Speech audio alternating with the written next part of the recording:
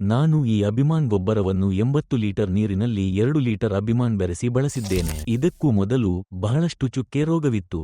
ಅಭಿಮಾನ್ ಬಳಸಿದ ನಂತರ ಎಲ್ಲಾ ಚುಕ್ಕೆ ರೋಗವು ಗುಣಮುಖವಾಗಿದೆ. ಬೇರು ಕೊಳೆತವಿಲ್ಲ. ಅರಿಶಿನ ಬೇರು ಉತ್ತಮ ಸ್ಥಿತಿಯಲ್ಲಿದೆ. ಮೊದಲು ನಾವು 1-2 ತಿಂಗಳು ಪೊಟ್ಯಾಸಿಯಂ ಮತ್ತು ಯೂರಿಯಾವನ್ನು ಬಳಸಲು ಪ್ರಯತ್ನಿಸಿದ್ದೇವೆ, ಆದರೆ ಯಾವುದೇ ಬೆಳವಣಿಗೆ ಇರಲಿಲ್ಲ. ಅದರ ನಂತರ ನಾನು ಅಭಿಮಾನ್ ಬಳಸಿದ್ದೇನೆ. ಅದರ ನಂತರ ಬೆಳವಣಿಗೆ ದ್ವಿಗುಣಗೊಂಡಿದೆ. ಯಾವುದೇ ರೋಗವಿಲ್ಲ. ನಮಸ್ಕಾರ, ನನ್ನ ಹೆಸರು ರಾಮನ್. ನಾನು ತಮಿಳುನಾಡು ರಾಜ್ಯದ ಸೇಲಂ ಜಿಲ್ಲೆಯಲ್ಲಿ ವಾಸಿಸುತ್ತಿದ್ದೇನೆ. ನಾನು ಅರಿಶಿನ ಬೆಳೆ ಬೆಳೆಯುತ್ತಿದ್ದೇನೆ.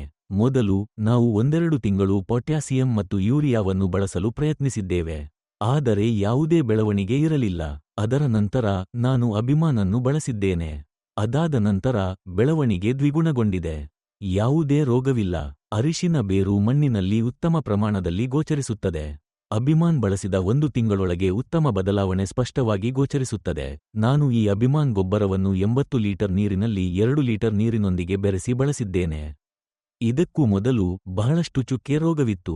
ಅಭಿಮಾನ್ ಬಳಸಿದ ನಂತರ ಎಲ್ಲಾ ಚುಕ್ಕೆ ರೋಗಗಳು ಗುಣಮುಖವಾಗಿವೆ. ಬೇರು ಕೊಳೆತವಿಲ್ಲ. ಅರಿಶಿನ ಬೇರು ಉತ್ತಮ ಸ್ಥಿತಿಯಲ್ಲಿದೆ. ಮುಂದೆ ಅರಿಶಿನ ಬೆಳವಣಿಗೆಗಾಗಿ ನಾನು ಆರ್ಬಿಕ್ಸ್ ಗೊಬ್ಬರವನ್ನು ಬಳಸಿದ್ದೇನೆ. ಅದೇ ರೀತಿ 80 ಲೀಟರ್ ನೀರಿನಲ್ಲಿ 2 ಲೀಟರ್ ಆರ್ಬಿಕ್ಸ್ನೊಂದಿಗೆ ಬೆರೆಸಲಾಗಿದೆ. ಧನ್ಯವಾದಗಳು.